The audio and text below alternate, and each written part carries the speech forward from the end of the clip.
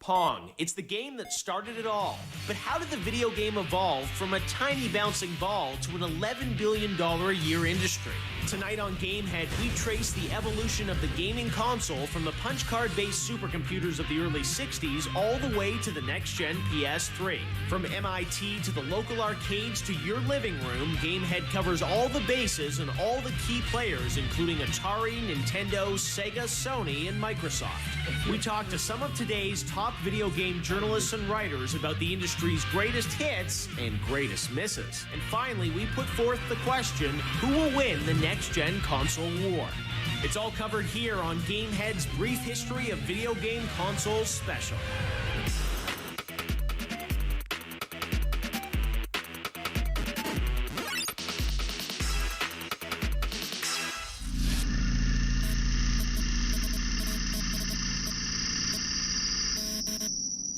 The release of the Xbox 360, Nintendo Wii, and PlayStation 3 marks the 7th generation of video game consoles. Over the past 44 years, gamers have seen a transition from the enormous PDP-1 punch card-based Space War game to the sleek next-gen graphics of today's blockbusters. But before video game entrepreneur and Atari founder Nolan Bushnell gave us Pong, he was a computer science student who played Space Wars. It's the application that most consider one of the first video games ever on a large PDP-1 computer.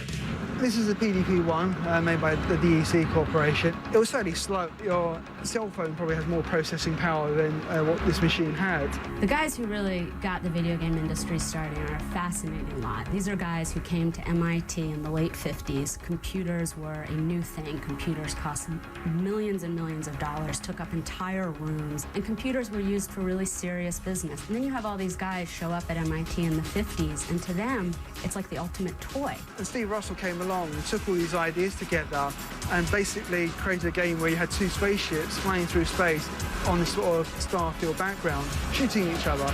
And this basically became the first true video game ever made. Atari founder Nolan Bushnell took what he learned from the PDP-1 and created what is regarded as the first coin-operated video game machine called Computer Space. This stylish cabinet video game proved to be a failure. However, Nolan would find much success with his next endeavor. It wasn't until around the era of Pong when anybody even had the idea that computers would be used for anything besides huge business applications. Pong is the simplest one of them all. I mean, you've got a ball and two paddles. It's one of those things you can look at and everyone knows how to play. You could be completely drunk and still know how to play Pong. Doop, doop. Soon enough, coin-op machines like Pong started appearing all across the country. Kids of all ages flocked to bars, pizzerias, and eventually their local arcades to feed their money into asteroids and space invaders. The price to play was only a quarter. So when Space Invaders came out, it basically created the next sort of big boom in video games. Space Invaders became the must-have machine. All arcades had it, everybody was playing it, and it really did take a lot of money. For me, the arcade experience started with having to steal the quarters from my father. I was one of those kids who didn't get an allowance. So, I would actually, steal the quarters. It's kind of social. You go up, you put your quarter on there while someone else is playing to sort of indicate that you're going to be the one that's next. When you walk in there, you were like Vinnie Barbarino in Saturday Night Fever. You were just like, the crowds are going wild. The champion returns. And then that lasted until someone kicked your ass at Centipede, basically. Before the video game industry turned into an $11 billion a year business, pioneers had to figure out how to get the game consoles into every American household. The Magnavox Odyssey is credited with being the first console, but the turning point really came with the 1977 release of Atari's VCS. Priced at $199, it was the first massively popular mainstream video game console. However, you might know the system better as the 2600, the name it was given in 1982.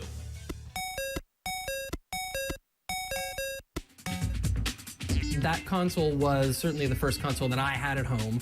It looked like a neat piece of equipment with that faux wood paneling on it. The controller itself was a departure because, you'd had the controllers that kind of went, scrolled basically, that were circular, but to suddenly have like a joystick, that was really, something that you didn't feel like you'd had at home. Here was a way to get unlimited access to a computer game, to a video game. If you could steal the however much money or get your parents to buy you the machine in a couple of games, then you're set. There's no more trying to figure out where that next quarter comes from. Took the TV, which was like a shared thing, and maybe when the parents were in the house, they would dictate what was going to be on it, but once they let you hook up the machine, then you got all this uninterrupted time in front of the TV. So it was great. Coming up next on Gamehead, the video game industry powers up and eventually crashes and burns. We take a look at how Sony entered the gaming industry, and still to come, we try and answer the question, who's going to win the next console war?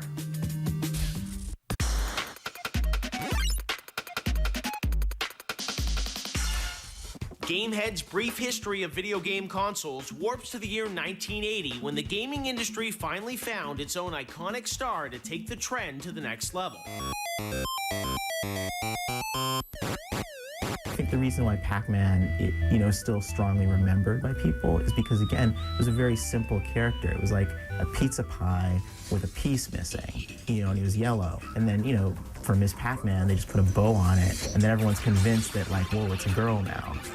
Pac-Man was one of the first games where you get a real character and even a story, kind of like with rudimentary cutscenes. And so people not only bonded to the game, but they identified the game and this great experience with this kind of groovy character. Soon there was a flurry of Pac-Man merchandise that proved that video games were extremely profitable in more ways than one. So that even if you aren't playing games, you might want to be associated with games by wearing a shirt or by having, a sticker or a patch or whatever, people were into back then. I often wonder if, any game could have been in that position had they decided to merchandise it, because at the time that hit, video games were just popular. So could you have taken Donkey Kong and suddenly everyone would have been singing the Donkey Kong thing? I think maybe, but for whatever reason, Pac-Man broke out. In the early 80s, the US and Canada saw an influx of gaming systems like the ColecoVision and Intellivision. Third-party games flooded the market. Companies everywhere were trying to profit off the next biggest fad. But like other fads of the 1980s, the excitement would soon burn out. You move from the early 70s to the late 70s into the early 80s, and you have everybody and their mother-in-law is trying to get into the game space. I mean, besides Mattel and ColecoVision, you have a game based on the rock root journey. You have Quaker Oats, putting out a free game.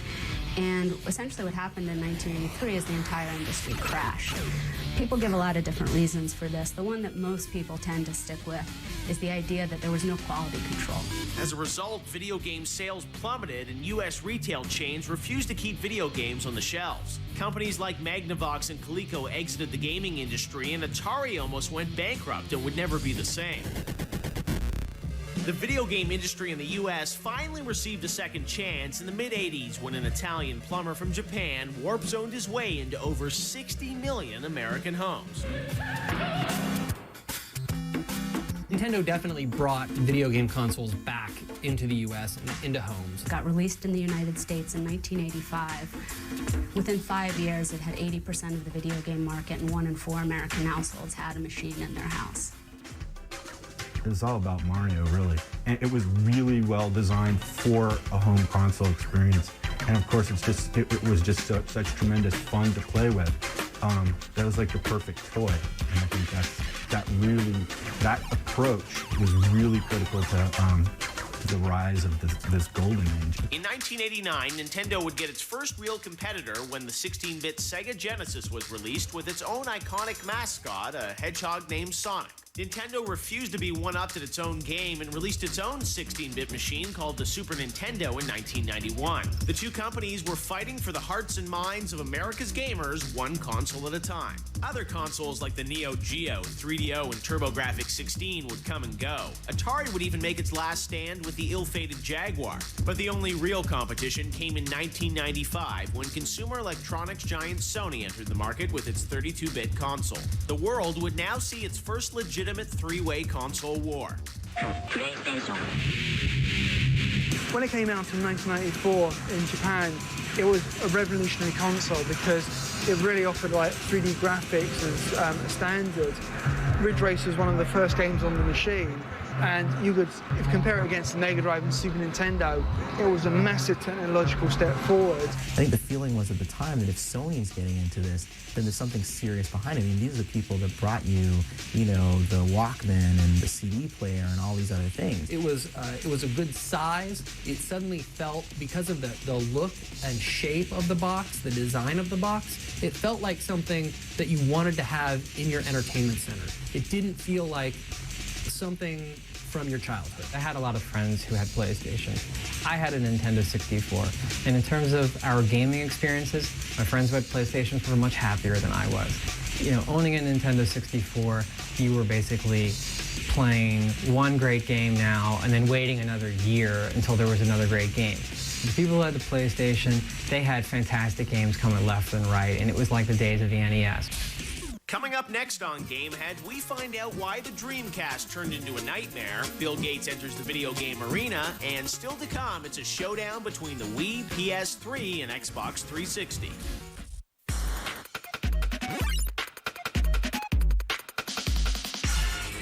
Nintendo revitalized the U.S. gaming industry and proved to retailers that consumers were ready to play again.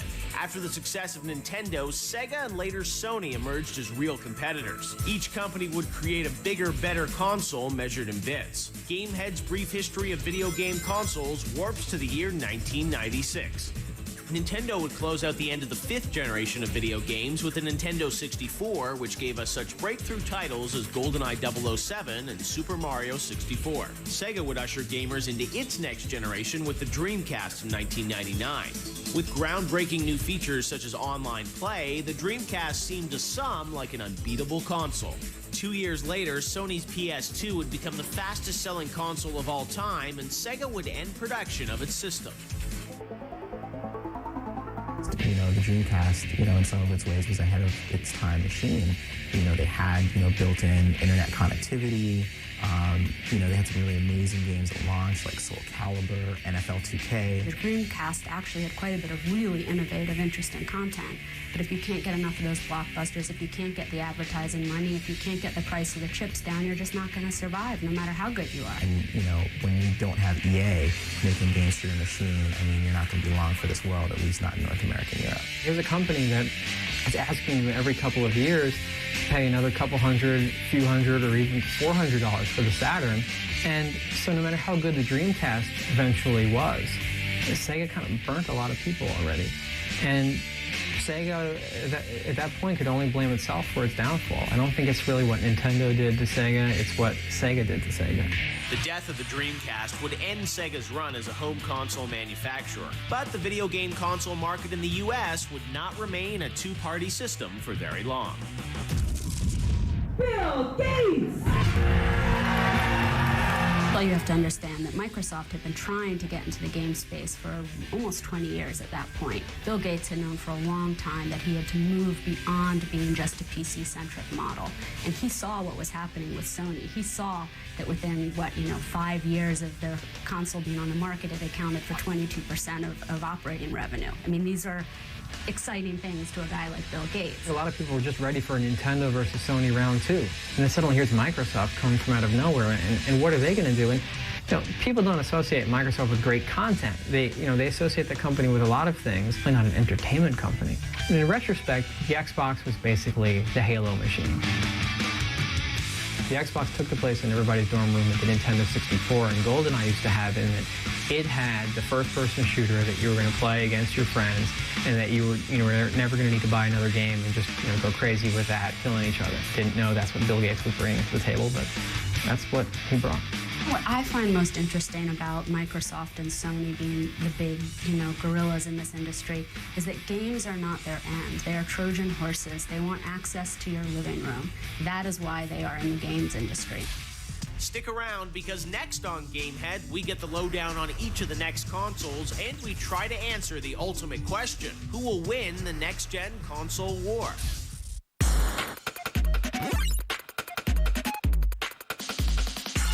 Gamehead's brief history of video game consoles special warps to the year 2006. the hatches because we're now on the brink of a next-gen console war. Microsoft initiated its preemptive strike with the release of the Xbox 360 last November. The PS3 will arrive this November, and the Wii will appear later this fall. 3 consoles, 1 war, so it's fair to ask, who's going to come out on top? This is PlayStation 3.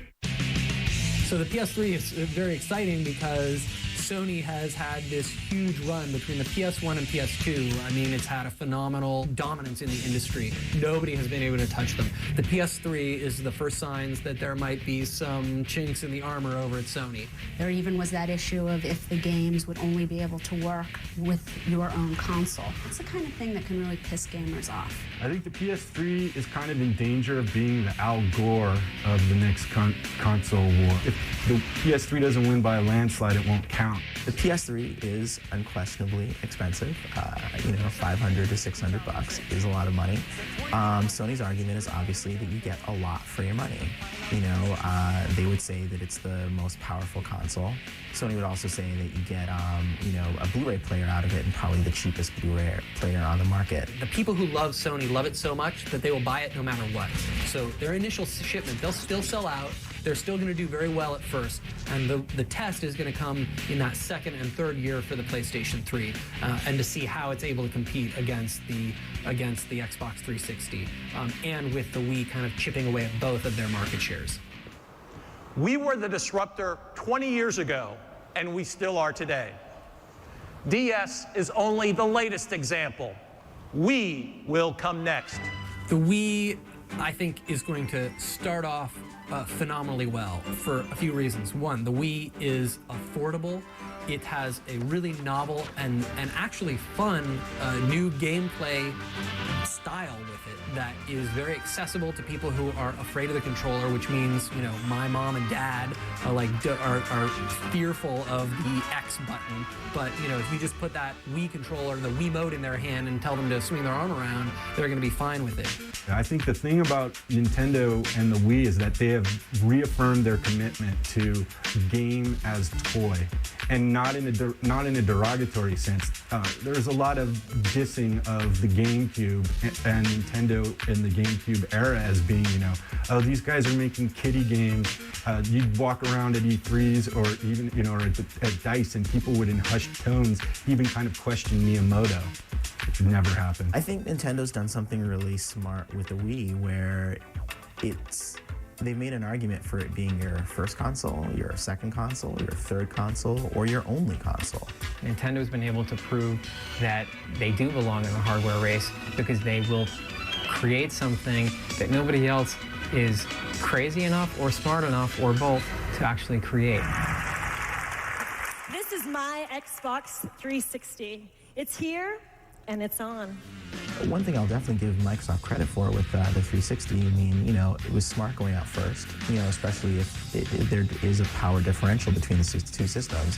Xbox Live is a widely acclaimed service. Xbox Live Arcade and downloadable content is attracting a lot of publishers and consumers.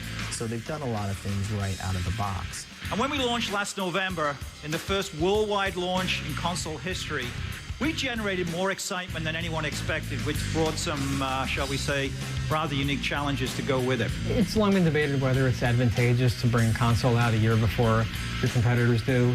What's not debatable is that if you do come out first, and if there's a demand for your system, as there was for the Xbox 360, you want to be able to satisfy at least some of that demand. I think now that we're starting to see that their library is actually coming into its own, and it's hitting its stride at precisely the right time to take thunder away from the PS3. I think it was a big deal that they got Grand Theft Auto to no longer be exclusive to the PlayStation. The fact that the price point for the PlayStation 3 is going to be so high is definitely to their advantage. But again, you have to remember these companies have very long-term goals.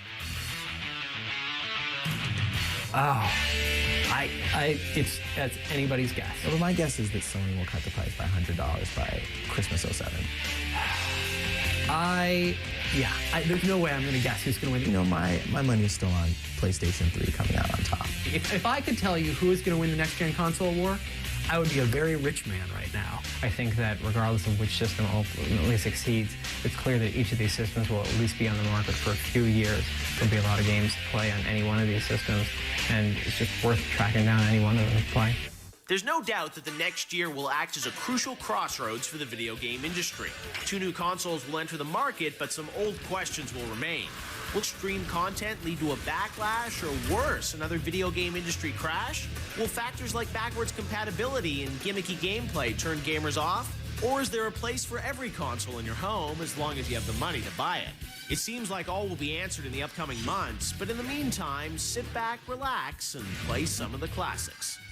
This episode of Gamehead will be available tomorrow on SpikeTV.com for your viewing pleasure. Keep on gaming on, man. And for the rest of your geeky, guilty pleasures, check out SpikeTV.com's new original Geek Ray Vision online now at SpikeTV.com. This Labor Day, Spike's got an all-new season of CSI.